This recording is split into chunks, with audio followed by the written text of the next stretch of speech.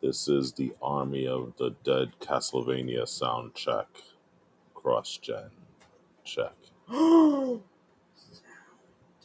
Check, check, check, check, check, See, check, you gotta just check, stop.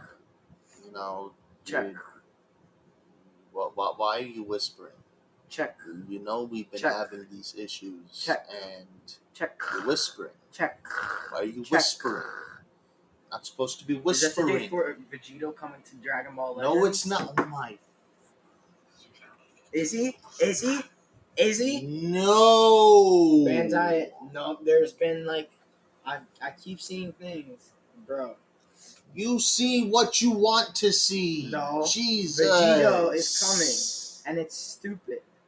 Oh, and before I forget, we're going to be taking off next week because here in the States we're going to be celebrating Memorial Day. So we're going to be out barbecuing and enjoying the long weekend. But don't worry, because we'll be back the following Tuesday with another exciting episode. So please make sure to check us out then.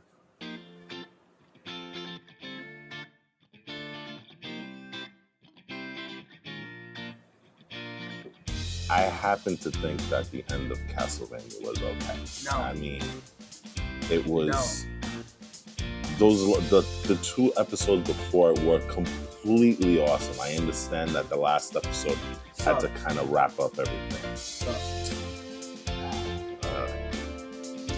Anyway, welcome everybody to the CrossGen podcast. My name is Walt, and I'm joined here by my two wonderful boys, AJ and Eli. Guys, say hi. Bye.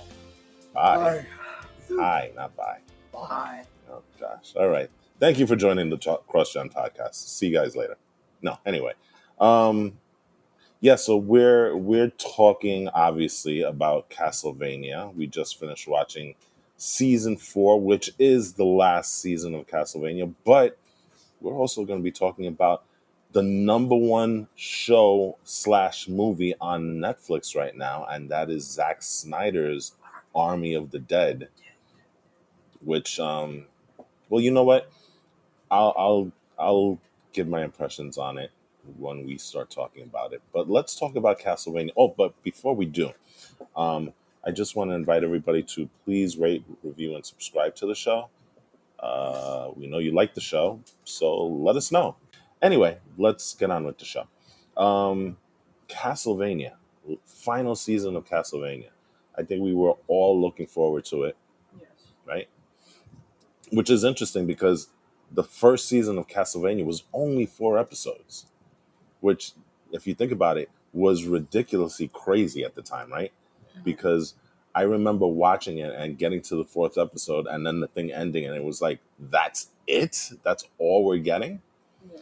So, for the people who don't know, and I'm going to preface this episode by saying that everything that we're going to be talking about going forward is spoilery. Spoiler alert territory. Spoiler alert all the way. Spoiler territory. We are warning you ahead of time that we are going to be talking about the main elements of both Castlevania and the Netflix movie Army of the Dead. So you guys have been warned. So season 1 through 2 of Castlevania really dealt with Trevor Belmont and another character, Sypha, right, who is a speaker, quote unquote. She's a magician, let's put it that way, right? She's a wizard, magician, deals with the magic and all that other stuff. She has powers, right? And their whole deal was they had to stop Dracula. Dracula was living in Targoviste, right? No. He was not. He was No. off somewhere. He was in his castle. What happened was Please remind his me. castle was somewhere in Wallachia. Wallachia is the country this takes place in. Right. Yeah. Exactly. Eventually, though, the castle, because Castle this moves. is a castle that moves, it eventually does make its way to Targoviste, but it doesn't stay there long, again, as it's a moving castle. Okay. Eventually, it gets anchored to a place called the Belmont Hold. but like previously stated, before it got locked down there, it was the kind of castle that moved. Believe it or not. So it did stop at Targoviste, and tell me if I'm wrong, but that's where he met the love of his life, Lisa No. Tepes. Okay, so I'm totally wrong here. Andre, why don't you do this synopsis? Because apparently my brain isn't working today. So let's put it this way. He meets Lisa Tepes. Lisa. No. Well, That's no, when that's not her. they get married. Yeah, that's true. No. I don't remember her. See, it's funny because I actually rewatched season 1 not too long ago. Mm-hmm. I don't remember her last name, but yes, her name is Lisa, and they eventually get married because what happens is that everyone knows Dracula. Everyone wants to stay away from Dracula. Well, they don't know him. Well, they know him in that he's a legend around there in Wallachia. But this doesn't make her run away. She wants to learn science, and apparently the only place to feasibly learn science is from Dracula. So Lisa never had a last Yeah. name in the show. Lisa They only referred to her as Lisa. of Lupus. Yep. Okay, yeah, so Yeah. it wasn't a last name. It was just where she was from, Yeah, you okay. know. So there you go. So eventually they do get married, and she becomes Lisa Tepes, who is the last name of the aforementioned Dracula. Blah Yes, blah his blah. full name is Vlad. Dracula Tepes. Yes. There you go. So what eventually happens is that people are this is a time where magic and science are kind of considered the same thing. Yeah. In a way, and it's also referred to as unholy, anything that of those type of things. So it's kind of like almost the Inquisition and stuff, like the Salem witch trials and hunts and stuff, where anybody who's practicing magic and science are considered heretics and basically are killed. And then Burned at the stake. yeah, and that's what happens here. And that kind of so there's a one main character. I forget his name. He's the reverend or the head priest of that particular town's. You can call him the bishop. He eventually becomes the bishop of this place, but he was a bishop, and his name he was the bishop of. He eventually becomes the bishop of Threadhill. Okay. He is very very uh, in this show religiously fanatic. Yeah. And so he comes upon Lisa and knowing that she has ties to Dracula, he goes in and kind of he kills her. He puts her on the stake and burns her, which infuriates Dracula because Dracula was actually trying to be a good man or a good vampire because of his interactions with Lisa. And again, this kind of reinforced the fact that humans are inherently evil in his eyes. And so he goes on a murdering spree of the town with grander ideas of just wiping out the human race in its entirety. And so, he has the command of his vampire army, who's kind of at odds with this at this point because, hey, let's be real, vampires need humans. So the fact that he wants to annihilate the entire human race is kind of against their thing, but they go along with it. And along the way, we meet two other humans in his vampire court. That is Hector and Isaac, and they perform very, very specific roles for Dracula, don't they? Yeah. So they're basically also kind of wizards, right? In a sense, because they have the ability to raise the dead and make them into night creatures, which then becomes inscripted into Dracula's army. So his army is not only composed of just vampires, but he's got a full legion of night creatures at his disposal. Yes. So that kind of sets the stage for what happens, and of course, Belmont, Trevor Belmont, which is the main protagonist of the show, um, along with Cypher, they also meet Dracula's son, Alucard, which fans of video games should know all these people, right? But Alucard is half man, half human, half vampire. Yep. The offspring of Dracula and Lisa Tepish, correct? Yeah. But he doesn't share the same worldview as Dracula. He's very much against Dracula. And eventually, the group finds their way to Dracula's castle. And in a pretty epic and kind of emotional showdown, Alucard then kills Dracula to end season 2. Yeah. Right? Season 3 is kind of dealing with the backlash of that, because now Dracula is gone and there's kind of like an open power struggle amongst the vampires. Especially since a lot of the highest ranking vampires also died when Dracula died. Right, exactly.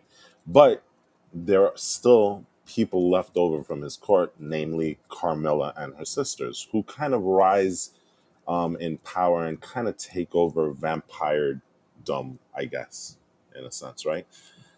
You have Carmilla, you have Fiona, right? Is that her name? No. You have Carmilla, you have Morana, you have Striga, and you have... Oh... That's the one. I can't remember her name. She's important. Yeah, she's attached to Lenore. Hector. Lenore, Yes, thank there you. you go. Why did I think Fiona? I'm thinking Shrek here. I'm all over the place. I apologize today, people, because I am way all over the place. What are you doing in my swamp? Imagine that. Dracula versus Shrek. I think Shrek wins. Shrek wins. Yeah, Shrek wins. We know that Shrek wins there. because Donkey has onions. So it may not be garlic, but onions have layers. So anyway, so you have the 4 sisters, and they each kind of do their own thing, right? Carmilla is really the leader. Lenore is more the diplomat. Striga, definitely the military tactician. Morana is the strategist. Okay, there you go. So they all kind of have places within this hierarchy that has been created by Carmilla.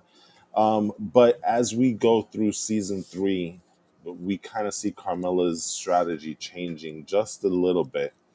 Lenore kind of takes on Hector as almost like a human slave in a sense, right? And Isaac is kind of banished. He was kind of thrown by Dracula during the battle of season 2, and he's kind of saved. Yeah. Right. Well, not banished in the sense that he's far removed from where they are, and he's struggling to try and get back. Yeah. And he clearly has revenge on his mind, and he is building a gigantic army of night creatures. So that kind of sets the stage for season 3, and Alucard has kind of retreated back into Dracula's castle, which he now claims as his own. But he's kind of like separated himself from the world. He's feeling, I guess, remorse in a sense. He's feeling like Dracula. Yeah, so he's kind of sheltered himself. And Belmont and Cypher are happily going around on adventures. Until they're not. Right. Because they end up in a town which clearly has issues. But well, not so clear. first. Well, there is some hint of it. There's issues. But There's issues. there eventually becomes some really big really issues. big issues there. So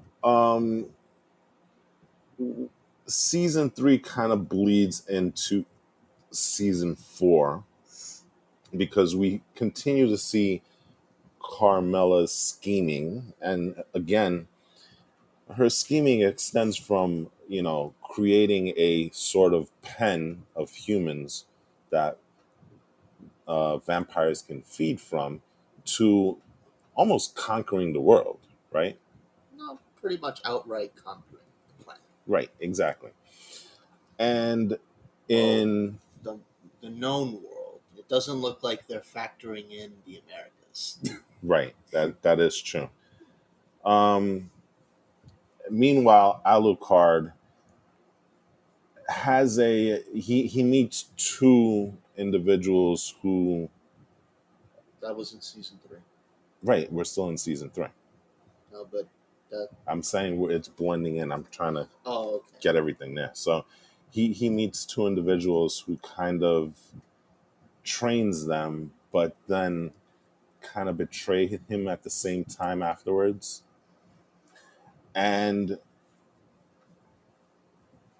the Belmont and Cypher duo end up in this place called Lindenfeld.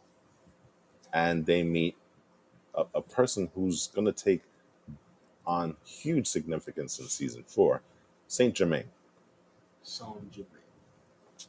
And so basically what's going on in Lindenfield is that there is again a fanatic religious sect that wants to bring hell on earth. They've found this night creature that can open this thing called the Infinite Corridor. They didn't want to bring hell on earth. They just kind of got confused. Yeah, is the better word. They thought resurrecting this being, right? No, it's more so that they captured it and just kind of started worshiping it instead of killing it. It's weird. But there was clearly intent on doing something because they eventually did resurrect and powered up this ancient being, this night creature of significance who takes the souls of everybody in Lindenfeld for the most part and opens up this infinite corridor. And Saint Germain is kind of a person that has a lot of interest in this infinite corridor.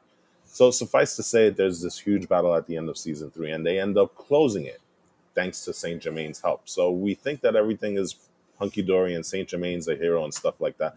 But wait until we get into season 4. Season 4 is an eye opener in many, many respects, right? So season 4 has Belmont and Cypher really tired from their adventures. They're kind of rethinking their whole strategy here. But they're getting closer emotionally. They actually form a relationship outside of just work. you know. And there is now new characters here. Varney in particular. So Varney of London, who is hell bent on resurrecting Dracula. There's a very good reason why at the end of the season. Right. So Alucard is still kind of sheltered over in his castle, but there are instances of night creatures attacking all over the country.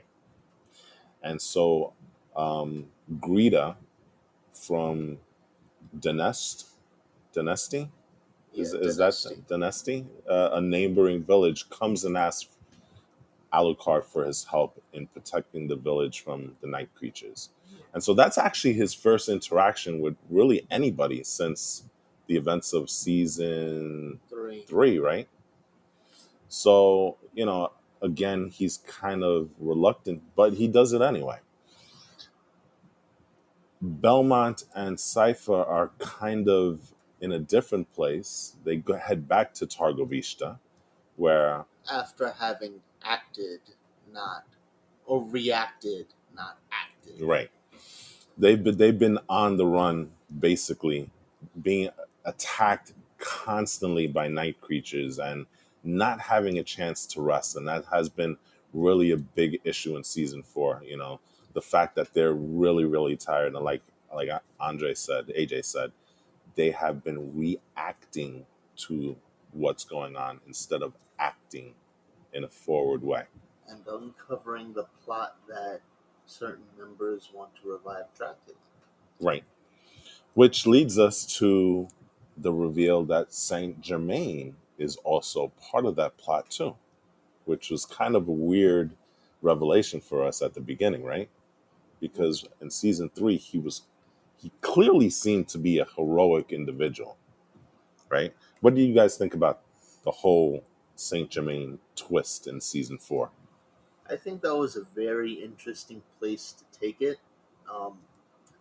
Kind of, especially once you get to the end, you'll really see how and why this all comes together. But when we first saw it, it was kind of left field. Like, wait, so now he's bad? No. And he's got a very specific reason for quote unquote being bad, right? Yes. Or breaking bad. Look at that. you know. I didn't really like it. In fact, I don't really like Saint Germain's character, for the most part. So it was sort of weird seeing. It's just weird with this character seeing how he changes from this to that in this season. So I just really didn't like it at all. Because it got warped. Yeah, but still, no, I didn't like it. Okay. Eli, why don't you talk about Varney of London? Oh. What did you think about his inclusion in the final season? Varney is a very interesting character, to say the least. Basically, for most of season 4, he was mainly trying to bring back Dracula, like you guys said. He was working with my guy Ratko. Ratko, the militant. I thought it was Svatko. No, Ratko. Oh, it's Ratko? Yeah. Ratko? I said Svat. No. He is Russian, but he's not that Russian. Yeah. I don't know. Whatever. Yeah. So, yeah, he's the Russian militant. He's actually a really cool character, right? I know. He's very compliant until the end. Yeah. He's kind of like the soldier that follows orders despite the fact that he hates his commander, So they're doing their thing and they're trying to figure out ways to bring back Dracula. I believe that they were working with Hector at the time. Yes. And Saint Germain, of course. Mm-hmm. But Varney, or I should say, what is it? Varney of London, right? Varney of London, which you guys should know, of course, because he's Varney of London, right? Varney of London, he's interesting, right? I said that before, but because it doesn't look like he's gonna pan out to be anything. He's a nobody. That's what's so interesting about him. He's literally a nobody. He's there to serve the purpose of doing nothing except for bringing back Dracula. And he's a nobody that's acting like he's a somebody. Yeah. He's got that complex about him, right? Until you get to the end. Until we get to the end, which is a mind-blowing reveal. One that kind of came out of left field for me. Well, even though they did kind of hint at it before, but we didn't catch that at all. Yeah. Right? But we'll get to that shortly, right? So let's talk about Carmilla and her scheming and stuff, because Carmilla plays a very interesting role, and she finds her demise was kind of awesome in a way, right? It was one of the high points of season 4. She is clearly attempting to. She's a tyrant. Basically, right? And she's become more and more radicalized, and I think part of the reason was the fact that the sisters were split this season, And they even mentioned that during the season as well. I think Lenore had a conversation with Hector regarding that when they're together, they're the strongest, but when they're apart, Camilla kind of gets into her conspiracy theory corner and starts scheming and stuff. And I think that's what basically is at play here. She's left with her thoughts by herself for way too long. And so, the revenge and the abuse that she suffered at the hands of man um, kind of come to the forefront in her plans. Um, but eventually, Isaac shows up because Isaac is on full on revenge mode. And Isaac's journey has been very, very interesting, right? To say the least. One of the most awesome characters in the show. Period. It's without a doubt. Yeah, Isaac is just, his character is also interesting to say the least, because the character building, how he's changed over time is just, it's growth to the point where it's just his it shows how much more human he is. And I think that Which is really, funny because they started out, those two, him and Hector, as hating humans. yeah, right. And that's what I'm saying. He had a really good character building arc, especially in season 3, and that also went to season 4 where it built up to this main part, right? But yeah, Isaac is just, I think Isaac has had probably the biggest world building, character building in the show, right? yeah, He's literally the guy that went on a journey. Yeah. Like out of all the characters, his character not only went on a journey, but his character building was a journey, right? Because he had to come from wherever the hell he was deposited, right? And he had to find his way back. And so, boy, does he find his way back, right? He leads an assault on Carmilla's compound with that entire army of night creatures that he's created. And he's leading them there for a very specific reason. He's going there. Well, he's going there not only for Carmilla, right? He was gonna go there for Hector, but Hector also changed in a way because of being like forced to serve Carmilla in her court. So he was kind of like, yeah. So I have this coming, Isaac. I'm not gonna lie to you there. So you know what? Do what you want. But then Isaac, having grown, realizes that Hector didn't have the agency he probably would have attributed to him been had he not changed so much. He's grown that much wiser, and he kind of sees that. So he's like, no, you know what? You're good. Like I understand where you're coming from, kind of thing. But this is certainly not the case for Carmilla because he just like, yeah, no, you are the source of, well, part of the source of this. Yeah, they both come to that realization. You know, um, Hector clearly doesn't like what Carmilla's doing, and Isaac didn't know prior to getting there what Carmilla was going to do. So his first intention was just to kill Hector. But as he was there, then he realized what Carmilla's intentions was and decided that's probably not a good thing for everybody either. So, you know what? Maybe we should kind of get rid of her also. And what a fight, right? That was was a pretty insane fight. that Yeah. was. So insane. Very. Hector shows that he can keep up with the vampire of that power. And Carmilla's power was really Isaac, yeah, I'm sorry. And Carmilla really put on a show. Did she not? Yeah. So Carmilla dies. Hector is left to his own.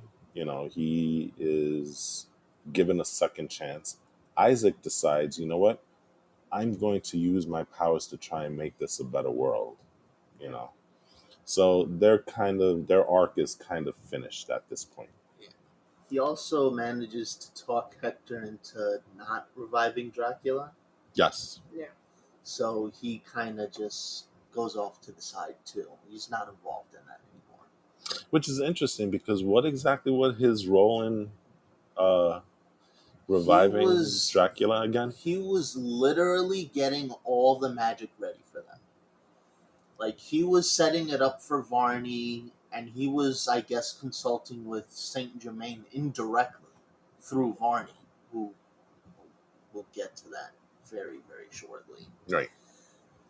And so those two are magicking it up and making sure that everything, this is how it needs to happen, type thing. Okay, so he's providing the magic tutelage, so to speak, in a sense, because Saint Germain is pretty well versed in that also. Yeah, that's why I say part of it. Okay, so let's get to Belmont and Cypher quickly because they end up back in Tarja East, and it's funny because that's where you see the fallen kingdom, and there's an underground kingdom and stuff like that, and within that underground kingdom, they've been hoarding treasures.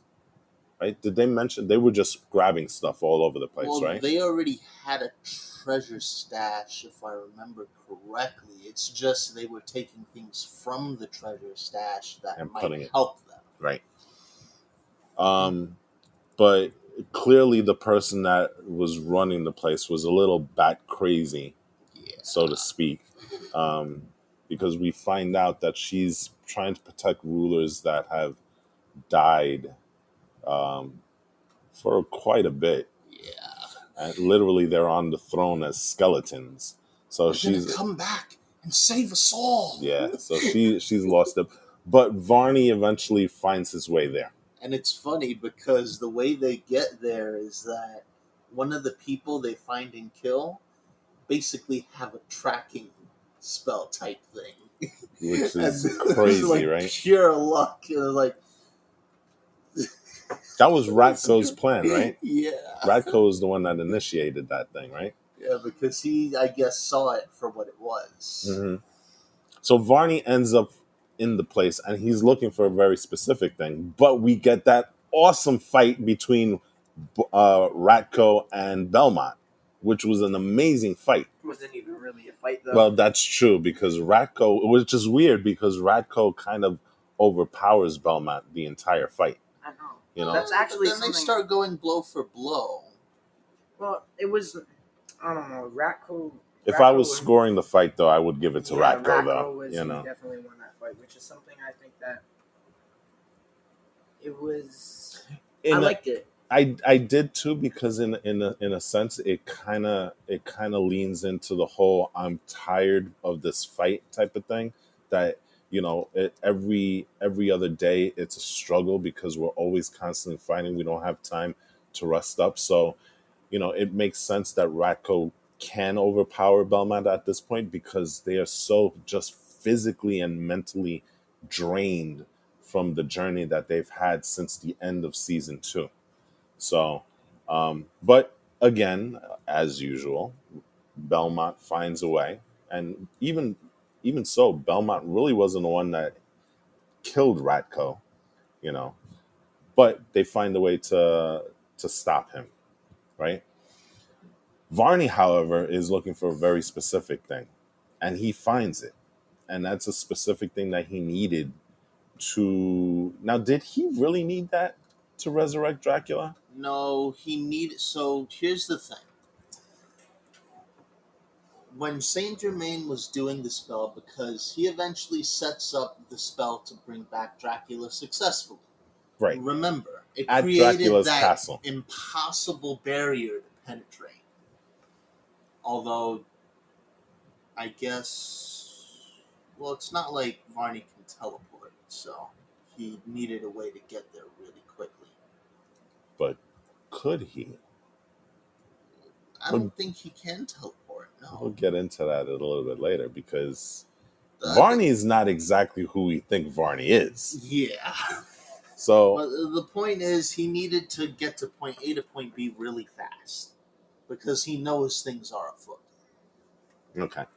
So he So uses this giant mirror, and the mirrors are not only used in Castlevania. They have these, I forget what they're called, but they're mirrors. You can use them to talk to people. You can also use them to move armies and go from point A to point B. right. He finds a particularly powerful mirror in this stash at Target Reach Day, and he uses it to get to Saint Germain, like that. Right, like it literally deposits him right behind Saint Germain, Yeah. which to me I found a little annoying because by the time Belmont and Cypher find out what he's trying to do and discover the mirror that was hidden, right? The mirror is moving now. Well, that's because he made it unstable by traveling through it. Oh, is that the reason why? Yeah. Okay. Because plot device, you could have just had, because Alucard, while he was fighting, tried to penetrate the barrier and he couldn't. So plot device so that Belmont and Cypher couldn't get there the same way that Varney did. They had it moving throughout the castle. But anyway, they jumped through and now they're there in Dracula's castle with Alucard.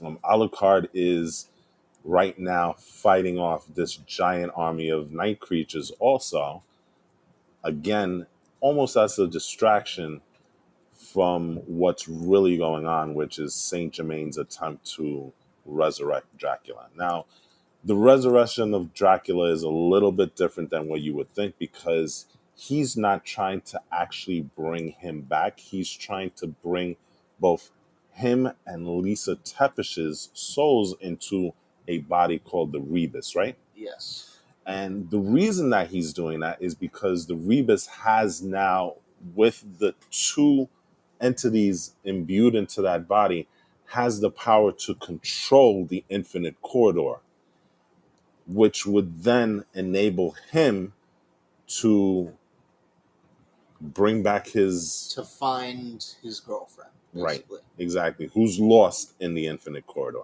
Well, lost, quote unquote. quote unquote. He's had travels within the infinite corridor, and he met an alchemist, a being in Quote unquote. yeah that's in there, and she's kind of the one that gives him the push. God damn it, you're an alchemist. Start acting like one. Right. So she kind of puts the seed into his brain on how to do all of this stuff, which leads to the big reveal. Because Varney, in a very odd, so while I'm gonna lay it out here. So while this huge battle is taking place in Dracula's castle in the beginning area, and I guess a side or back door, they're bringing in the Rebus. I guess Saint Germain's posse, I guess. And then there's some pretty cool guys that we eventually get to see fight later. Right. The barrier that I mentioned is up.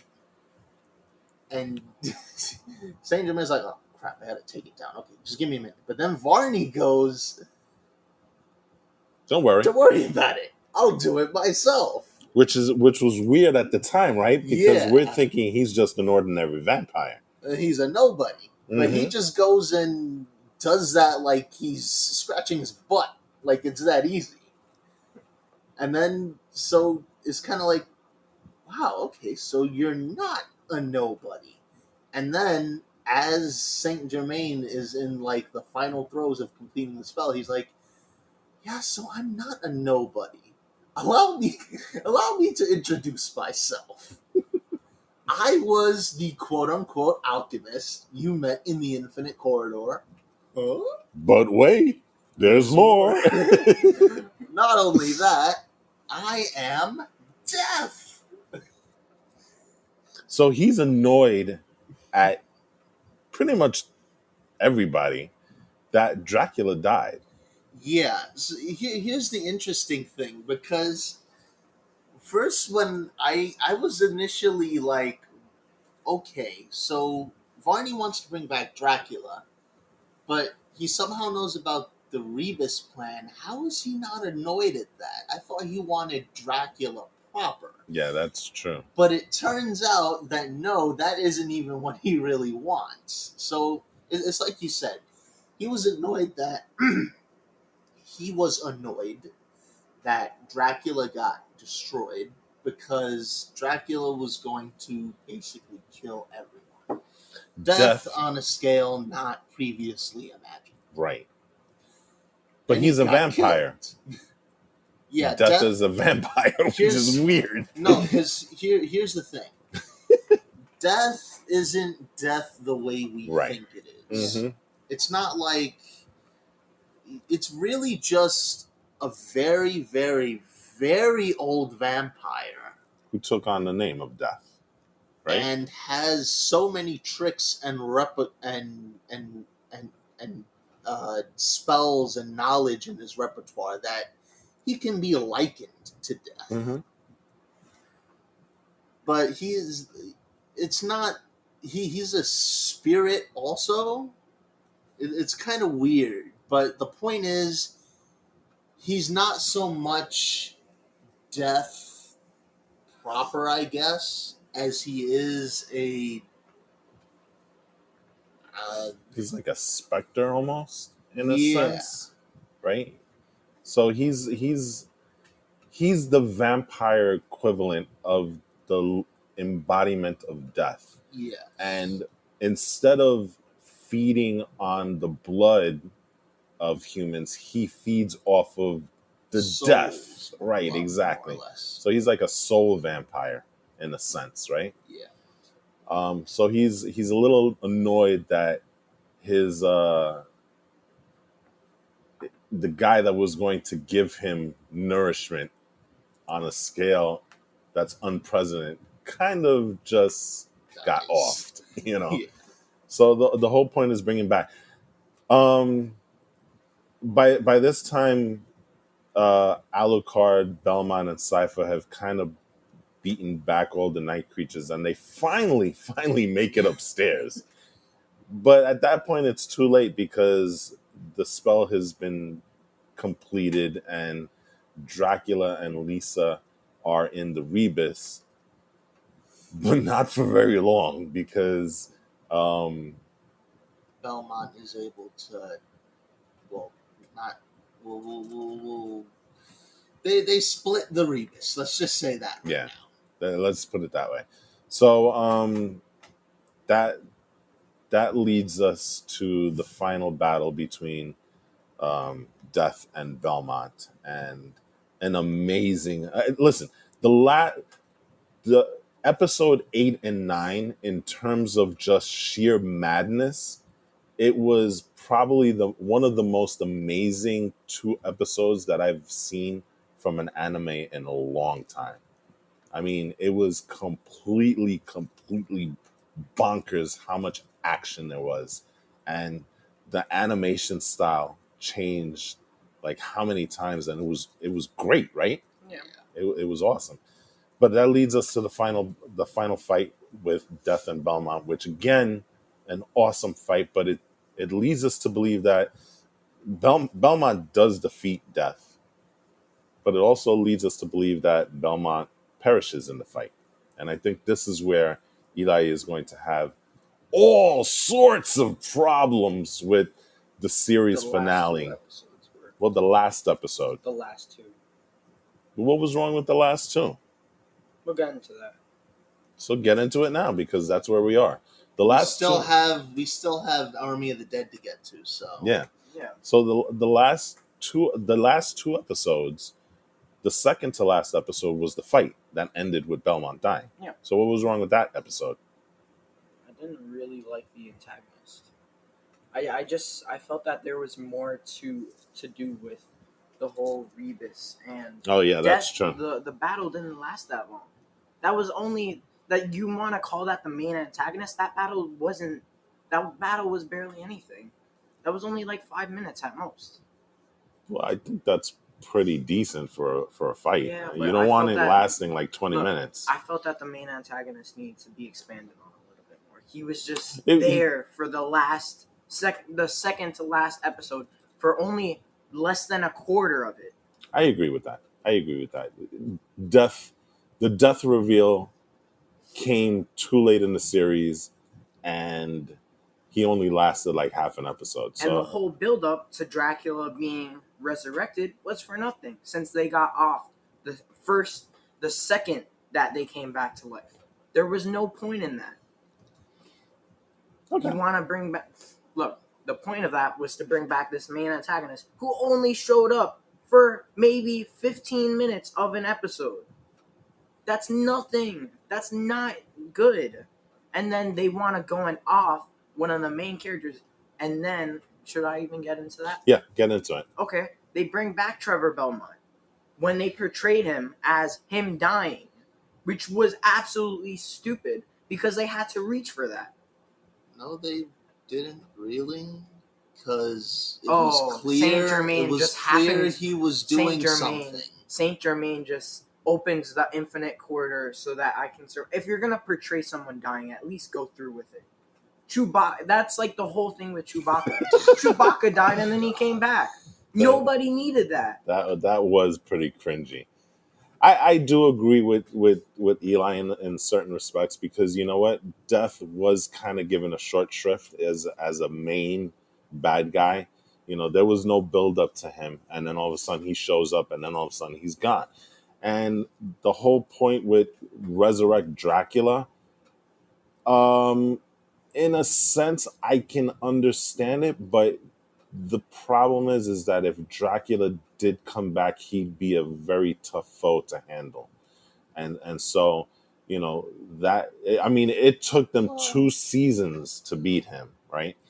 So I can kind of get that you get to the point where you actually stop it. I think the whole point of the season was not the actual resurrection of Dracula; it was the journey for our heroes to stop the resurrection of Dracula. So if you look at it on those in that vein, then I think the season was pretty good in that sense. No, because The whole point about Belmont dying and coming back, I do agree that was kind of, that was stupid.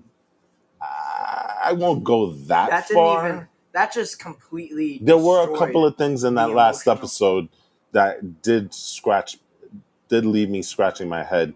Not only him coming back, but the reveal that Dracula and Lisa have been resurrected.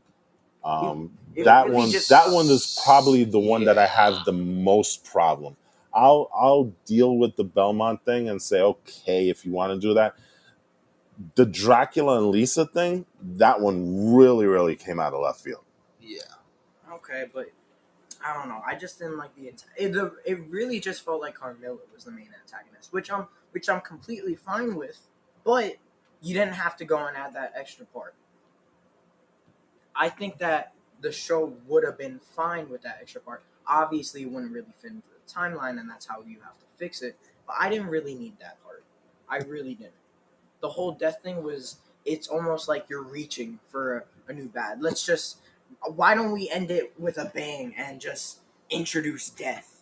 Let's just put him in there just because he's cool, and let's finish it off with Death. That's really what it felt like. Well, here's what I'll say with the Belmont thing. Because thinking about it, I think they could have gone in a different way that would probably have made better sense. And knowing that we're going to get a spin-off of the Castlevania series, even though this is the last season of Castlevania, we are getting a spin-off series in the near future. I think maybe a better way to have done the whole Belmont thing is that, you know, we get the sense in the last couple episodes that Sypha is pregnant with Belmont's child, and so I think what and again, this is just me. I'm not a writer and anything like this, but I think maybe for me the better way to have done it was to actually kill off Belmont, and then you could have then said that the Belmont name, right? Because he was the last of the Belmonts, really. The Belmont name could have gone on with Sypha's child. Yes. And you could have kind of framed the very end of the show that way, where it's like, okay, Sypha we see her clearly in remorse, and she's mourning the loss of Trevor Belmont for 2 weeks, I believe, right? She kind of locked herself up for 2 weeks because it hit her that badly. And you could have done like a little time jump where it say, you know what, life has gotten better, things within the countryside is got, and then you have the reveal of the child, kind of training to be the next Belmont. I think that would have been a better way to end the series, and that you could have found a way to spin that off and saying, here's the new Belmont, here's his adventures, right? I much prefer that ending, but Trey 4. I don't feel that none of them. I don't feel that they don't deserve a happy ending per se. All right, so No. well, No. I do believe that they should have had a happy No, ending. but their whole All that theme, fighting their whole for theme, nothing. Their whole theme throughout the entire show was that each battle you win, you never get any rest. There's no point. Each time you do the right thing, there's no reward for it. But I don't think that that's playing it out right. But I think that changed in season 4 because remember, like AJ said before, they made a decision to stop reacting to everything that was happening. They were trying to now be proactive in that sense because you know what, they were tired of that. And so I think there was a shift in how they viewed things at the end of the season, and they were like, you know what, we're tired of doing this. Let's try another way. Let's actually go after the source of the problem, and maybe we can now relax afterwards. I like the idea of a hero's only rest is death, and I think that was what fit Castlevania's theme for most of the show. And by playing it out like that in season 4, I didn't really. It was a weird change for me. All right, so let's wrap this up with this final question. And I'm gonna frame the question based on what Eli's saying.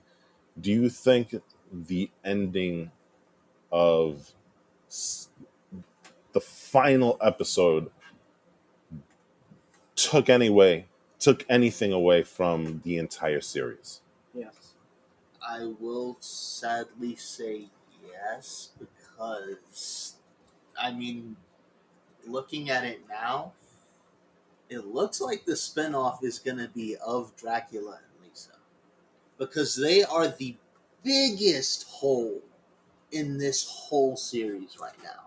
Why are they there? How are they there? They even asked that question, exactly. Right? They're like, how are we even here, right? Like, they should have just, like, it was fine if you kill the Rebus and let that be the end of that, but I felt like Dracula's story was sufficiently done. But now it's being opened again. It feels cheap to me. Yeah. Everything else was okay. I'll give you this. Giving us the feint that Trevor was dead. Okay, fine. That landed a little weirdly, but I was fine with the happy ending there. Right. But this whole no, I'm sorry. The Dracula thing is problematic. Yeah, it really is. Okay, so but overall, did you think the series was worth it? Yes, I will say yes, without a doubt. I think that the series was worth it, but the ending completely took away from it. Because it really it's like ending something on a bad note, at least for me. And I really did not like any of what they did in the last episode, and even a little bit of the second to last episode. Okay. So it didn't stick the landing for you, basically. And I swear to God, they better not do the spin-off of Dracula and Lisa. Well, we'll find out soon enough.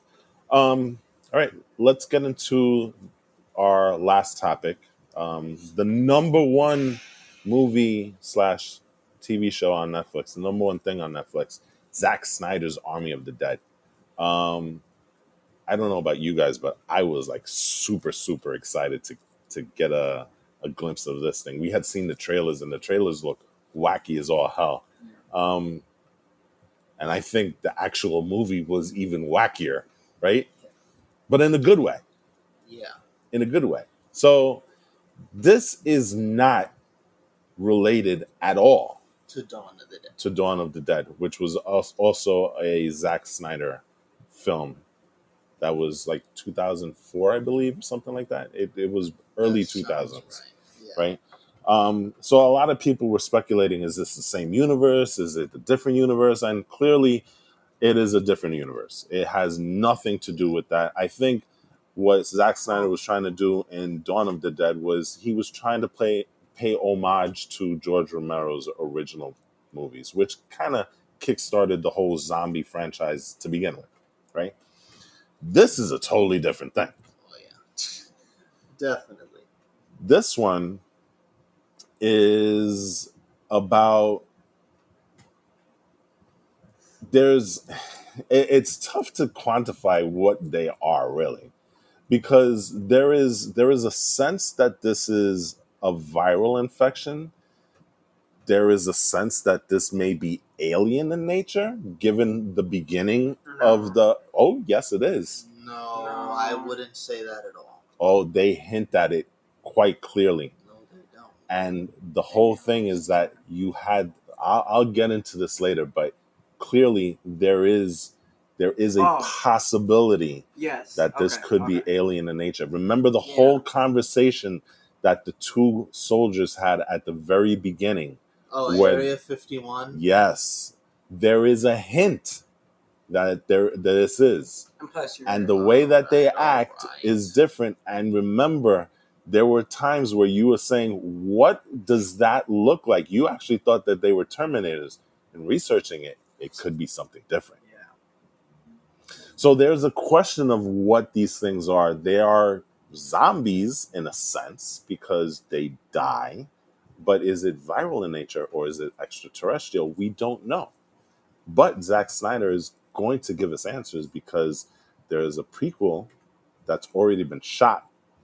And we are also getting, and that sequel is called Army of Thieves, as opposed to Army of the Dead. And then we have an anime series that's coming out called Army of the Dead Lost Vegas. So this whole movie takes place in Las Vegas, right? And at the very beginning, we get the montage of, the troops carrying a container from unknown places, right? And even the soldiers don't know what it is. But there's a crash which releases the occupant of this container, and he eventually kills everybody that's there and sets his sights on Las Vegas. And then through an awesome montage that kind of reminded me of Suicide Squad at the very beginning, we see Las Vegas fall. And eventually what the army does is they create this wall, sort of barrier to contain the zombie population in Las Vegas. So that's where we start.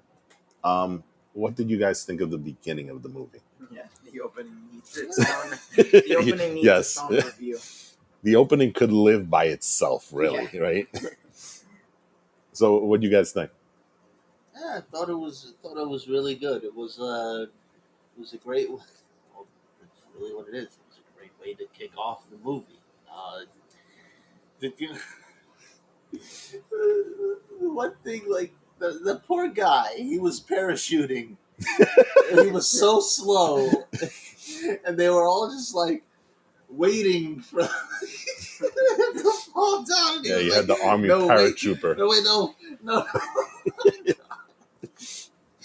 Oh, that was a horrible way to die. That definitely was. I mean, there's. Well, there wasn't. That wasn't the. Well, that's one way.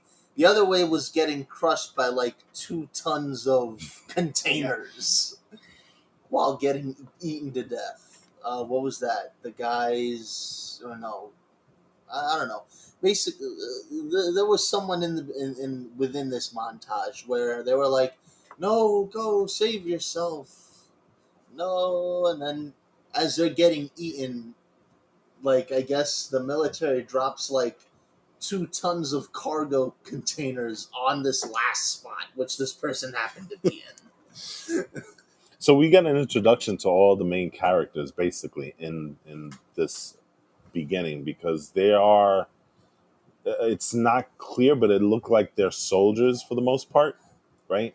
And they're trying to escape Las Vegas, and particularly Batista's character is saving a top government official, right, and stuff. But we see other members of the squad, so to speak, right? um so that ends that, and then we go back to regular life. And the funny thing is that it seems like this was set during a certain presidential run, because they reference the character not by name but by quotes, and the quotes seem to suggest that he was in power at the time. Like, what other president would say, "Oh, well, I thought completely destroying all of these zombies, which are basically the dead people of the loved ones of people that are still surviving. Let's blow them all up on like when Independence Day ends because it'll make a very nice fireworks show." It would be cool, right? It would be cool. So it's really interesting. And then there was the other appearance of said man's presidency, Sean Spicer, the original White House press secretary, making an appearance, which was kind of jarring in the sense, but whatever. That's Zack Snyder being Zack Snyder. He has a tendency of being way over the top with his stuff, right? So yeah, what ends up happening is that the president of the United States is going to drop a nuke on Las Vegas, which, in a sense, kind of makes sense, right? Yeah, In a weird, it's a good call. Just the way you're making that call. right? It's just weird, especially knowing the fact that said president at one time mentioned that maybe it would be a good idea to drop a nuclear weapon into a hurricane to make the hurricane dissipate. But whatever, I digress, right? But it makes a certain amount of sense that he would want to take that route. Anyway, so the whole purpose of the movie is set in the backdrop of Vegas getting nuked, but there is a character that wants to jump in there, and it's basically a heist movie, right?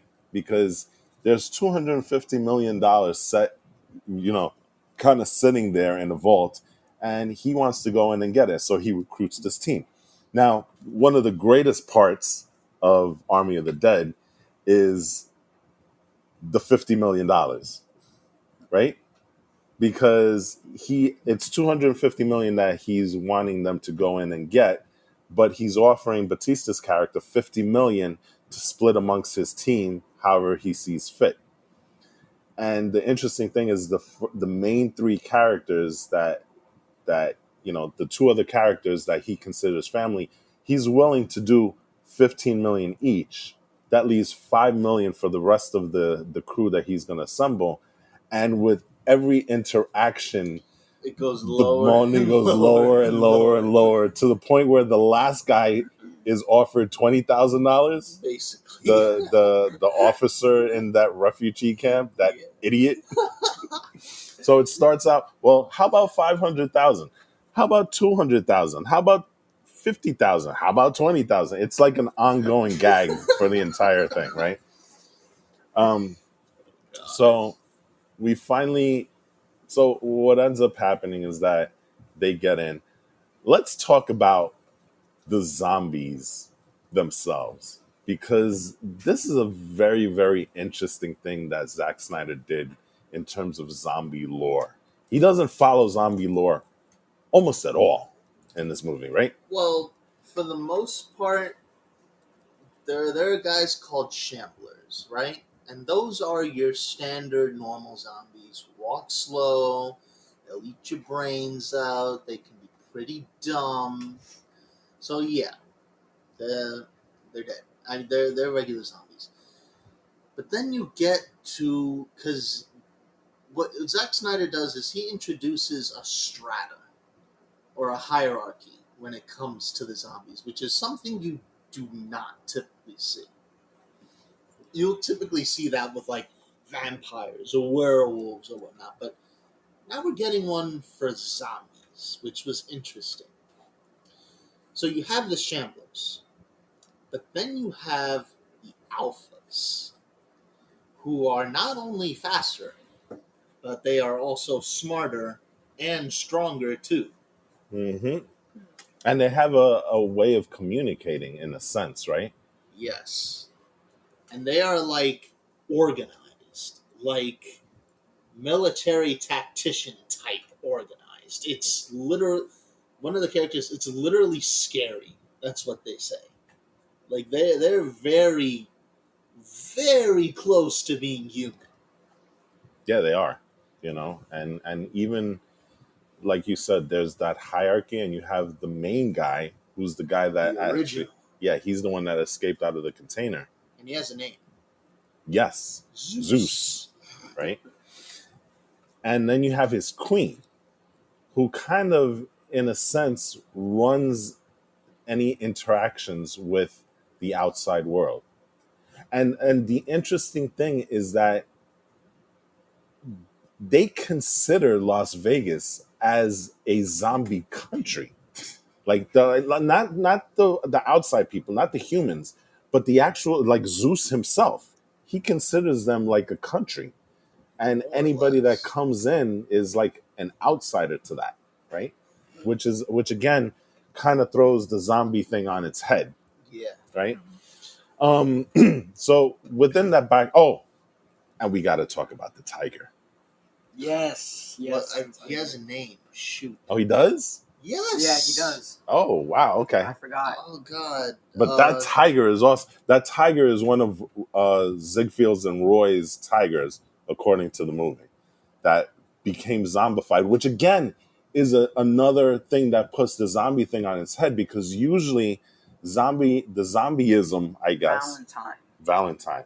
There you go. The zombieism only affects humans, but at this one, we see a zombified tiger, a zombified horse, right? That was amazing. So he really does change this, right? Yeah.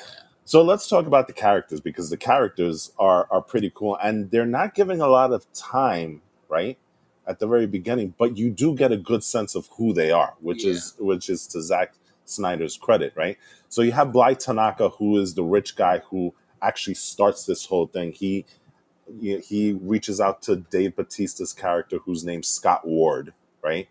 And he's the one that kind of starts the whole thing in motion. He goes to Scott Ward and said, listen, 250 million, I'll give you 50, go in and get it. You've been there before. You know what the landscape is. Build your team, right? And so he does build his team, right? He brings in a character named Vanderho, which is played by Omar Hartwick. And then he gets the character Chambers, right? Who's played by Samantha Weary. And so those are the people that he considers family. And those are the ones that that kind of get the big money up front. But then he continues to build the team. No, it's not Chambers. Oh, I'm sorry. Oh, that's true. Maria Cruz. I apologize. I'm not doing good this episode, am I, right?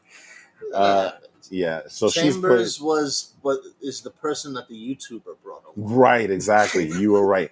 So Maria Cruz, played by Ana de la Reguera, is the one that, along with Vanderho, is his inner circle, right? Yeah. Yes, there is a YouTuber on this team, right? So he play. His name is Mikey. Excuse me. His name is Mikey Guzman.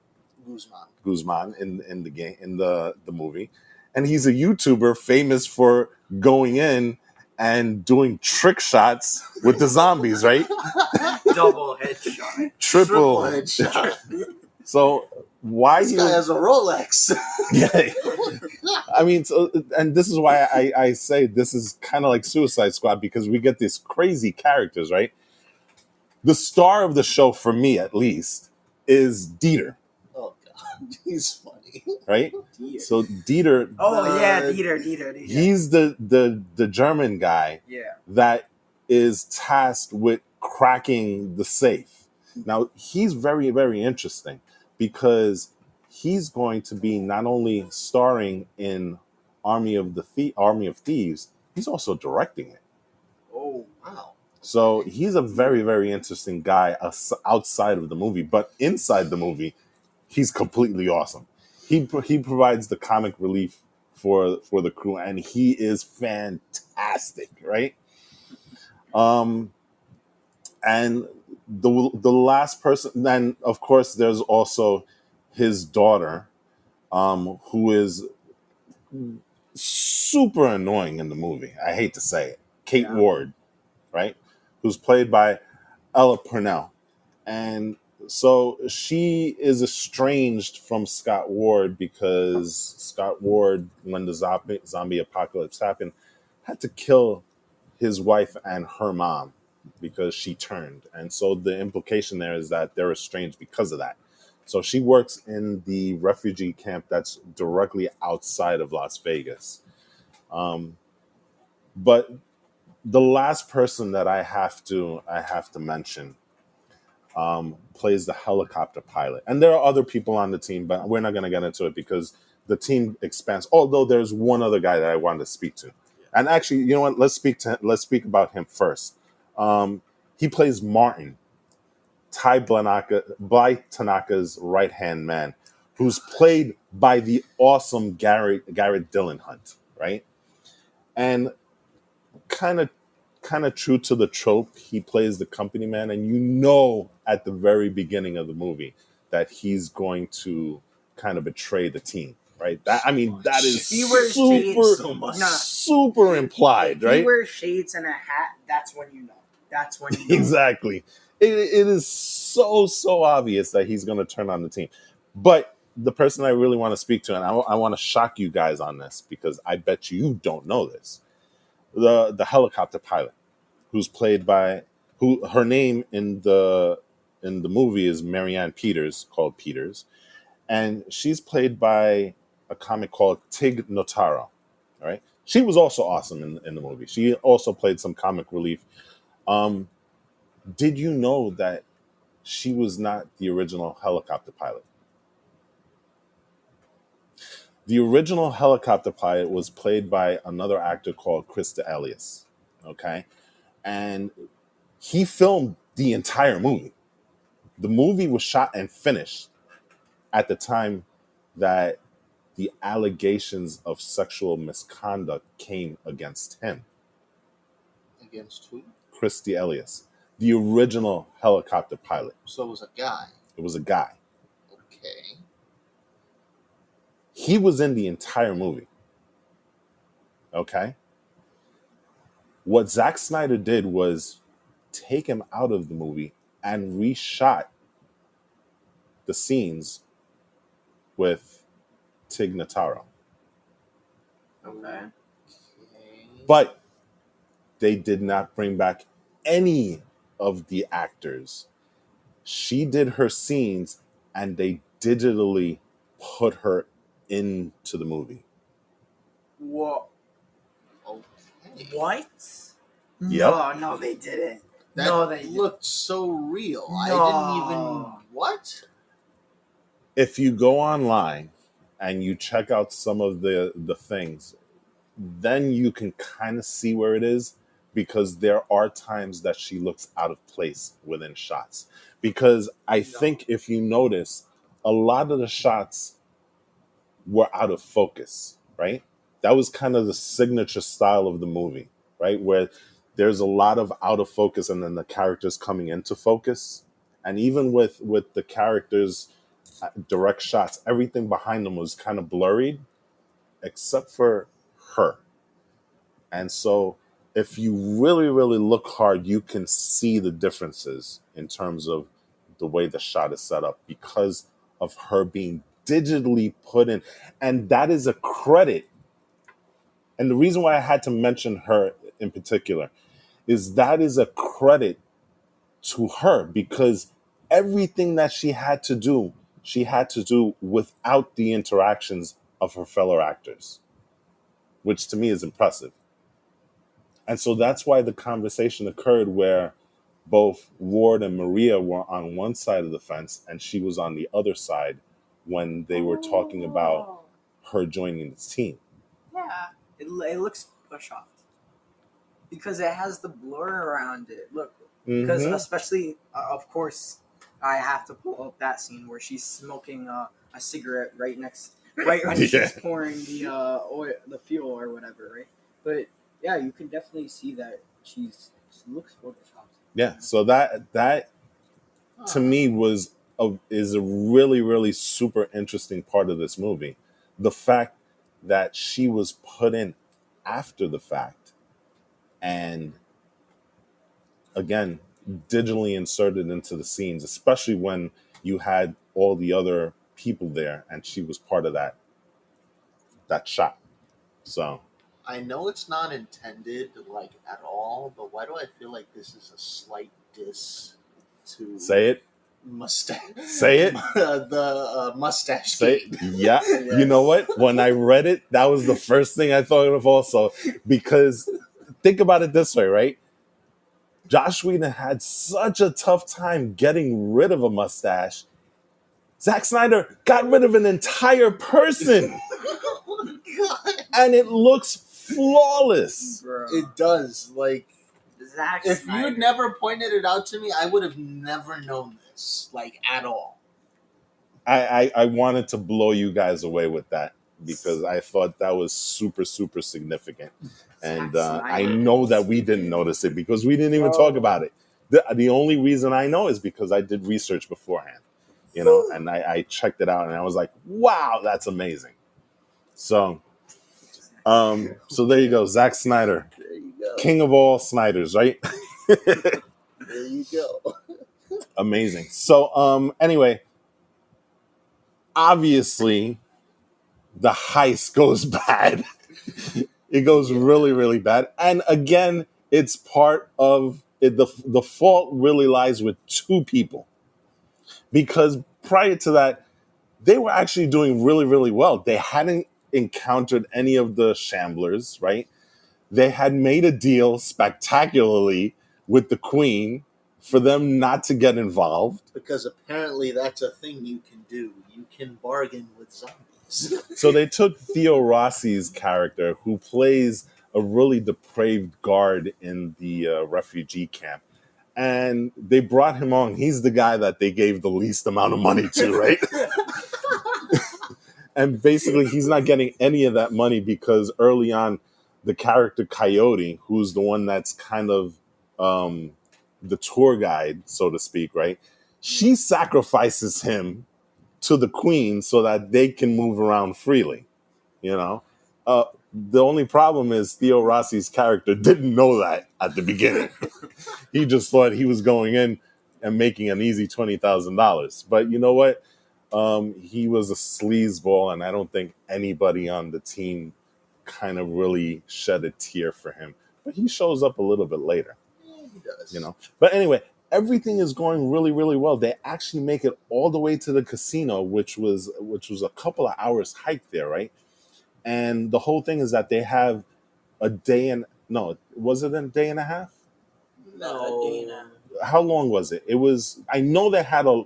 Yeah, it was a day. It was a day and change. Yeah, but the only problem was they moved up the window. Well, yeah. Right. To 90 minutes. Yeah. So they went from a day and a half to an hour and a half. But when they walked in, they thought they had plenty of time. Yeah. You know? And they actually made it to the casino without incident for the most part. Right? I mean, they did see the tiger. scared of the tiger. But the tiger didn't do anything because they were hidden. And Well, no, they did have incident because they The girl. lost Chambers. right, Yeah. but for like I said, for the most part, they made it there unscathed. It could have Yeah. been way, way worse, which it does later, right?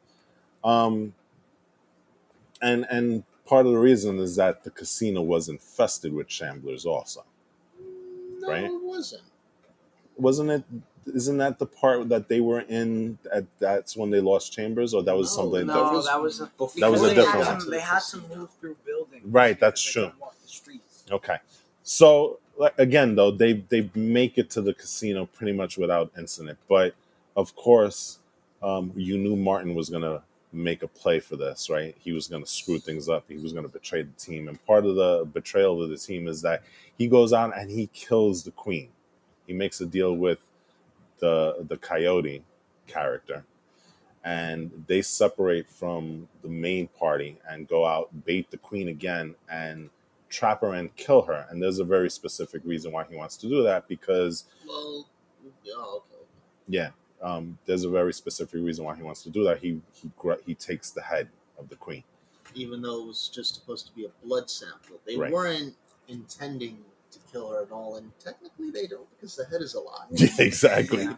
But the problem is that the queen is pregnant with Zeus's child. Zeus is Because the, that's Because that's a also thing. a thing. That's a thing in Zack Snyder's Zombieverse. And so that pisses Zeus to all hell. And then things really, really get bad from there. And it gets worse when Scott Ward's daughter Runs off. runs off because she's actually there for a specific reason also. There are 3 people that went in from the refugee camp, and she wanted to go in and save them.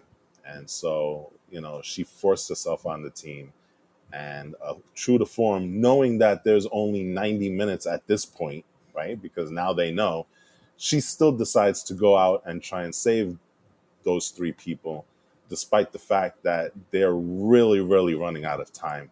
And now things are about to get worse, which they do. And things get super crazy after that, right? So let's just, everybody, suffice it to say, pretty much dies. There's only one person who, no, not even. Yeah, there's one person who survives, and then there's another person you think survives, but they ended up just getting screwed too. Right. So at the very end of the movie, you have sacrifices that are made for the greater good of the group. These are self-sacrifices that the teams make. Martin, the betrayer, gets Yes. a great So ending satisfying. for him, right? He gets ripped to shreds by Valentine. Mm-hmm. This is so great. Theo Rossi's character we see again because apparently if you're bitten by one of the alphas, you become an alpha. Yeah. And so it Well, looks if you get like bitten by the original, right. you become But I think it kind of comes down the chain also. no, because I think alpha bites become shamblers. He got bitten by Zeus. Yeah, he he's got an bitten. original. Right. Yeah. So those guys kind of retain some human qualities. They're able to communicate, and then I guess there's the hierarchy. If you're an alpha, if you bite somebody, you become one of his court, I guess, if you want to call it, right? And then if your court bites somebody, then they become shamblers, right? Is that kind of like the way it goes? No, my understanding of it was you had to be bitten by the original to become an alpha. Alphas then create Okay. shamblers. I mistaken Alpha for Zeus, but yeah, you're right. Zeus, you have to be bitten by Zeus to become his court, and I guess they're called alphas, right? Yes. Okay, and then the alphas then bite, and then you become a shambler. Okay, so you have the 3-tier hierarchy, right? Bro, that means Vanderhoen is gonna be the new zombie leader. Well, we'll get into that. Oh wait, We haven't gotten there yet. So okay. So, Martin gets his end with the tiger. Vanderhoe when they find out that they have 90 minutes, they're still at the vault. And the vault is a very interesting thing because it's very Indiana Jones like, because it's not just a standard vault, it has traps. And the way that they spring the traps, again, very Zack Snyder-ish, right? Vanderhoof has to keep going up and down, getting zombies and trying to trick the zombie to go down the hall to kind of spring the traps. And the traps, which are told by Bly Tanaka are non-lethal, include tranquilizer darts, machine guns, fire, and then the very last trap, 2 walls smashing you into bits. So much for non-lethal, right? But we have that great montage of Vanderhoof going up to the main floor, bringing down the zombie, and finally he gets a zombie to go all the way across by taking a hand and microwaving it, and then throwing it, and the zombie plays fetch. So they finally get there, and then Dieter does his thing, which is awesome again, right? Because he's just an awesome character. They finally get in there, they get all the money, and now all of a sudden they know that they have 90 minutes. But at this point, Zeus is already pissed off because he already knows what's going on, and he sends his entire army after them. And so that leads us to them being kind of trapped in the vault. Some of them make it out. Dieter and Vanderhoof does not, because they, instead of running with the rest of the crew, decide the money. We got to go back and get the money, which gives Zeus enough time to really breach and get there. And so they really have no way out, which leads to that great fight between Vanderhoof and Zeus, right?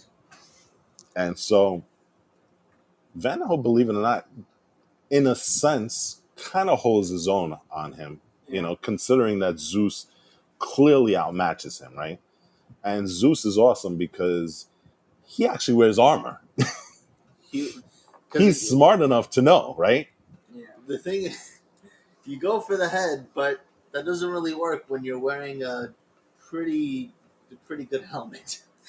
Yeah, he wears like this metal thing that protects him from headshots, which the characters continue to try and do, but it doesn't work because it just ricochets off of that. So, level of intelligence that Zeus has, and he's really awesome because he also rides around on a horse and has a spear. So he's literally like a gladiator and stuff. So they fight, and what eventually happens is that Vanderhoof gets the best of him. Dieter sacrifices himself by locking Vanderhoof in the vault. But then, and again, this is why this is interesting, because does Dieter really die? Well, yes. If he's there with Zeus, yes. Not necessarily. Why? Because remember, Zeus doesn't really kill them. He brings them back to his place to turn them to alphas. Oh, shoot. But there's a possibility that maybe Dieter survived, because he's the only character in the entire film that we did not see die on screen. And what happens when people don't die on screen? They come back. And it's not even just that. I'm going to get into this theory later, but not even the nuke could have killed him. And I'll get into that later. Okay. What? The nukes can't have killed zombies underground, at least in my opinion. Zombies below, like way below ground. But I'll get into that later. Let's just go. Let's just go. Let's go. So anyway, what eventually happens is that they finally get up to the helicopter that's up on top of the casino, which was planned, and that's why you had the helicopter pilot there, right? They end up escaping. Coyote sacrifices herself to let both the helicopter pilot, Kate, and Scott escape. But Zeus still finds a way to grab on, and they have that great helicopter fight. Zeus does die. or at least that's implied, Mm, right? And the nuke hits Las Vegas as they're flying away. Scott does get bitten by Zeus.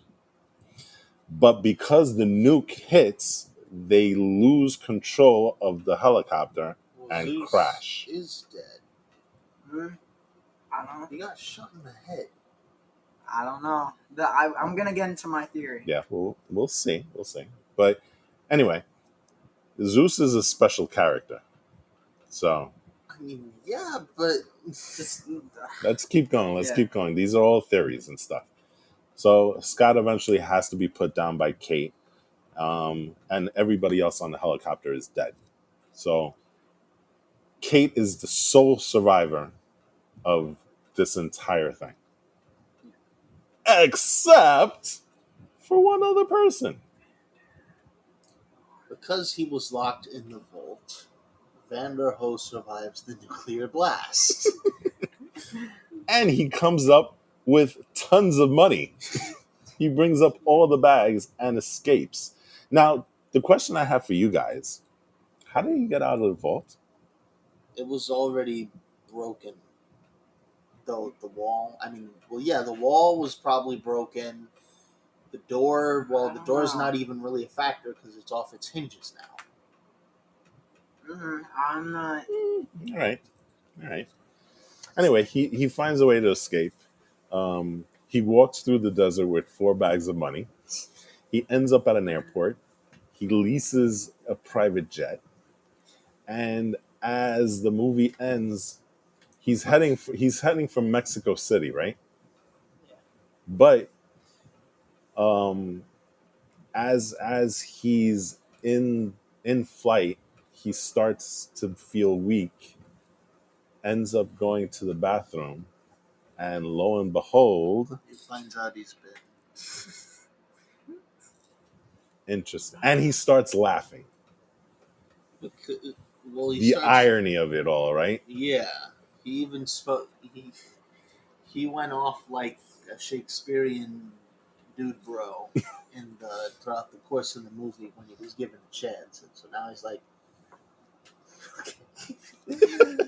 After The all irony of that, I was talking about. and he's one of the cooler characters there, right? Because he walks around with a saw, Yeah.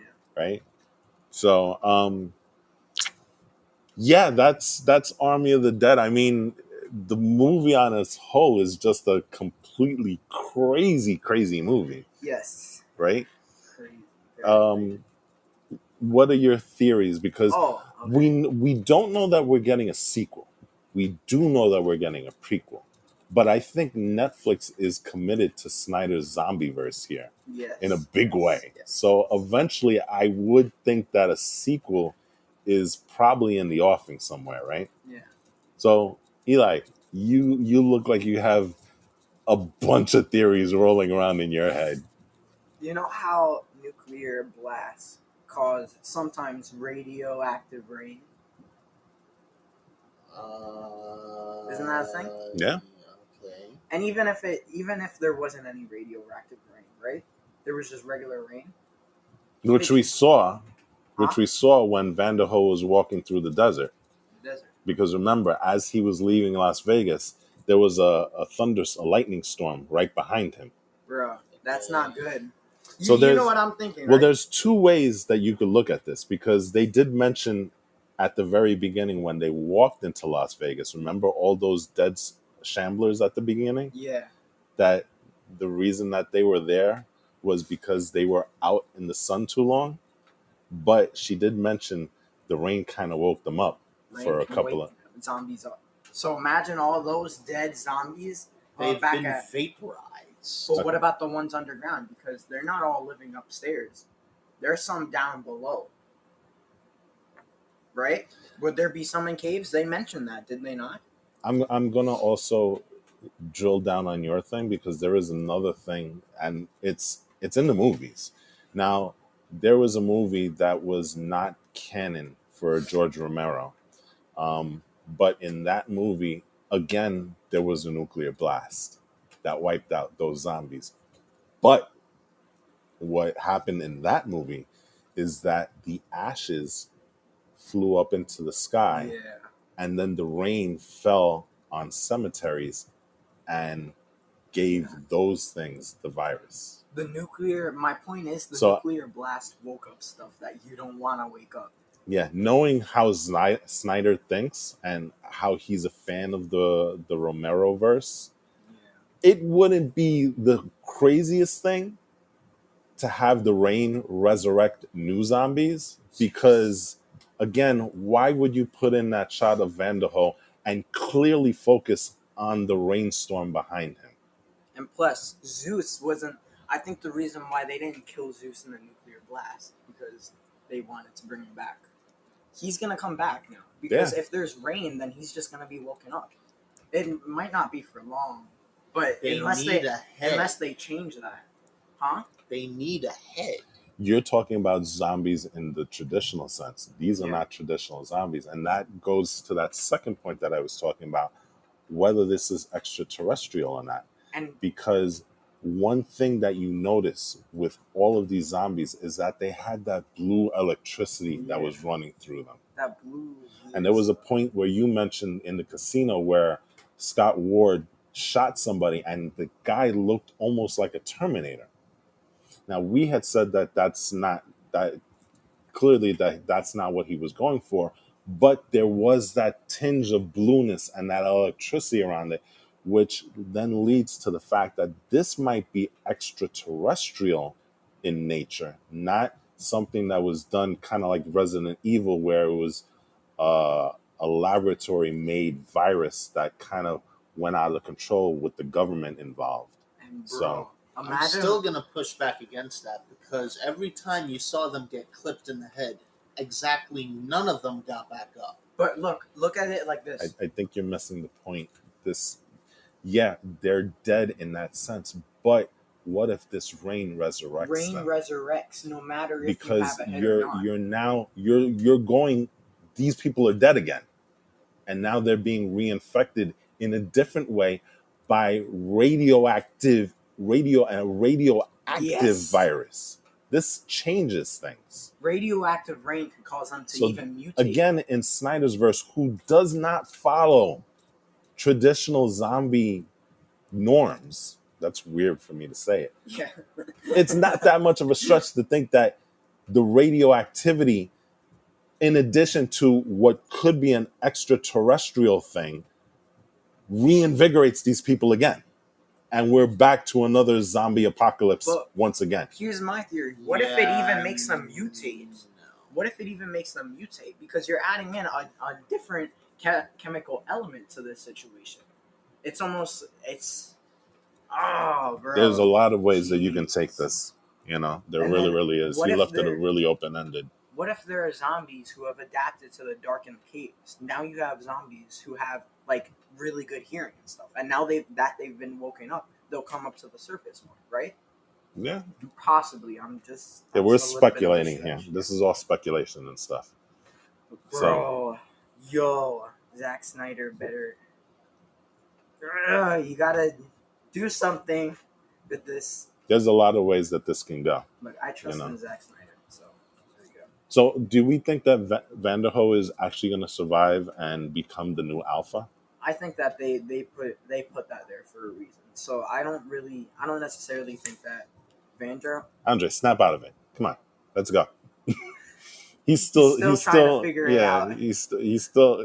If I had a picture right here, this would be classic. Yeah. But bro, look, I don't think Vanderhorn is gonna kill himself per se. I think he's probably, because they had to put him there for a reason. So he might like bite some of the passengers, and then I think that's gonna start up a whole new spread. And then now you don't just have it coming from the inside of the barriers. Now you have it coming from the outside. And in Mexico. So it's like they just screwed themselves over. They screwed the whole world over, for that matter. Mm-hmm. So there's a lot of ways that he can take this if they choose to do a sequel to this movie. Yeah.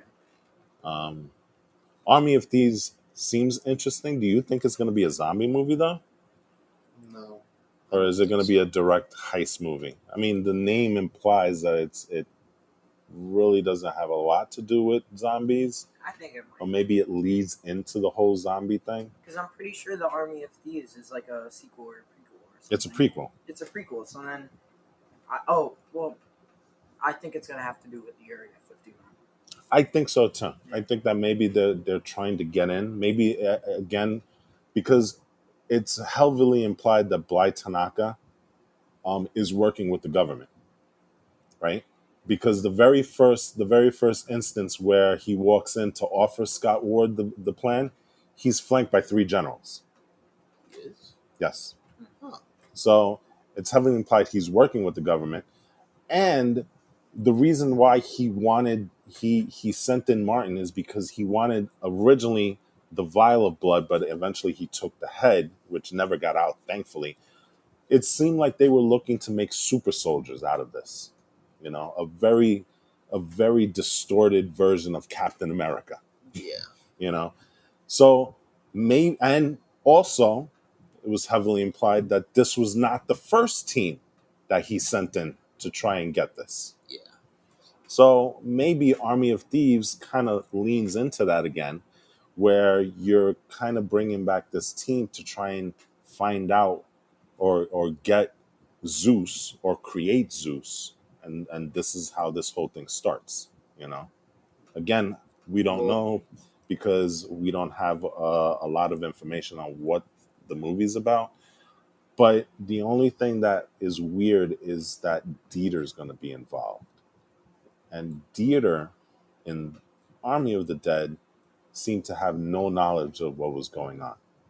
Yeah. So it's weird how he's going to factor into Army of Thieves. I don't see how that works either.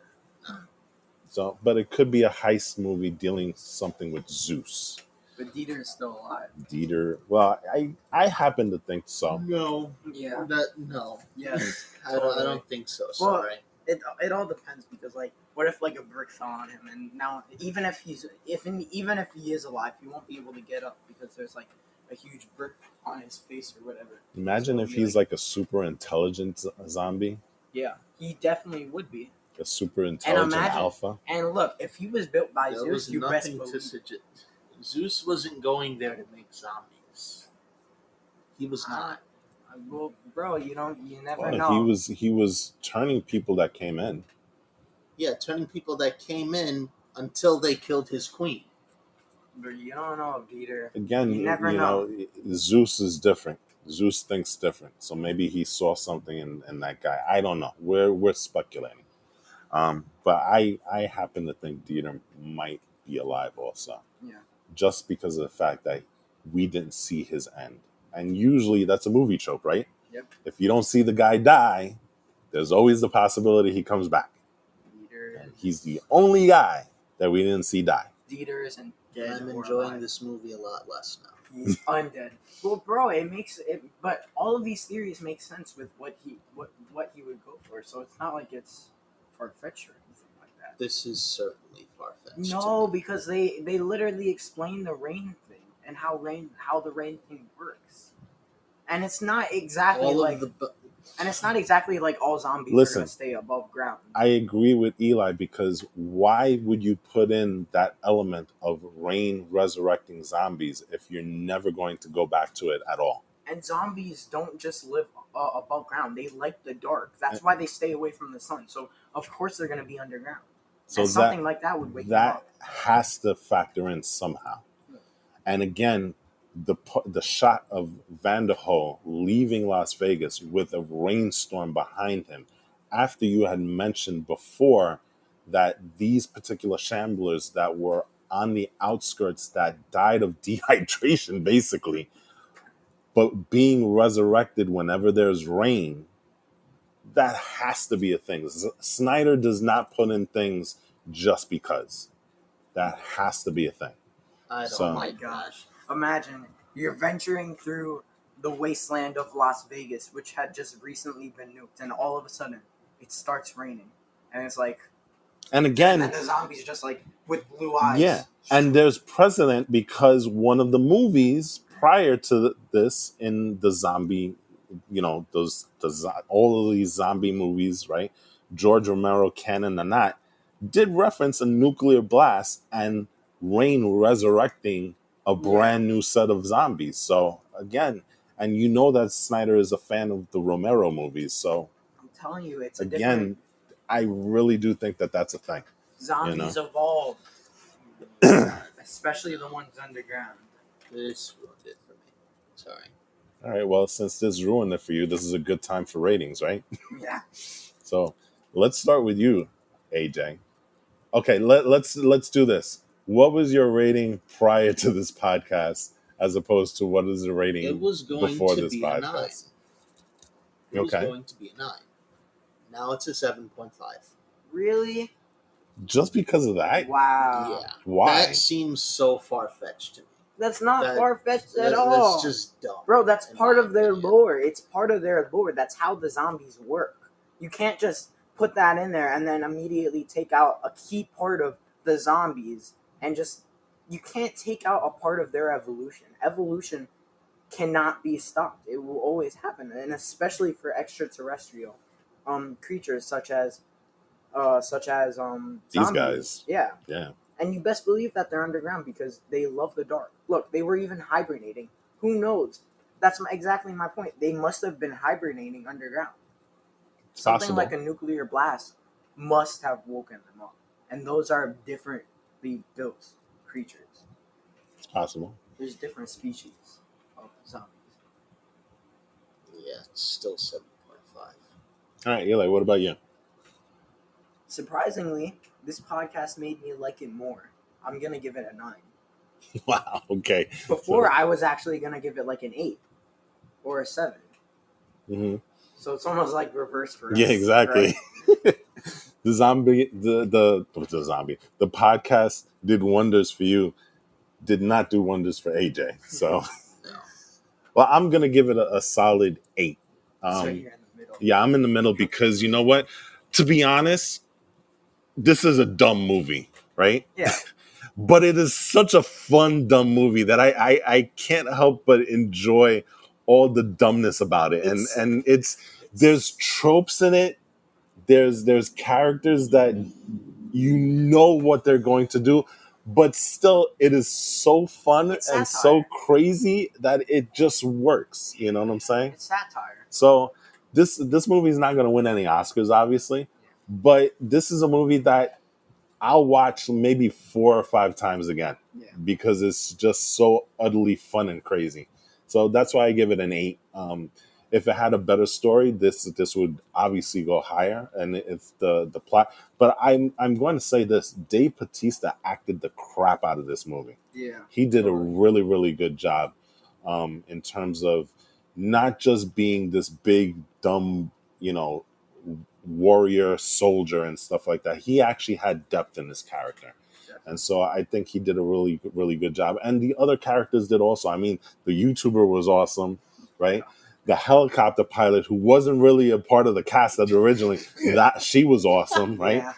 Dieter, we all agree, was one of the best characters in the movie by far, right? Even Vanderhoe was. You can go down the list, and each of the characters had their moments, and it was great. So that's why I think this is a movie that everybody should watch if you are comfortable with zombies and gore and over the top action. This movie is not for the faint of heart. So if you're bothered by blood and gore, maybe you skip it. But if you're okay with it, this is a really fun movie to watch. So,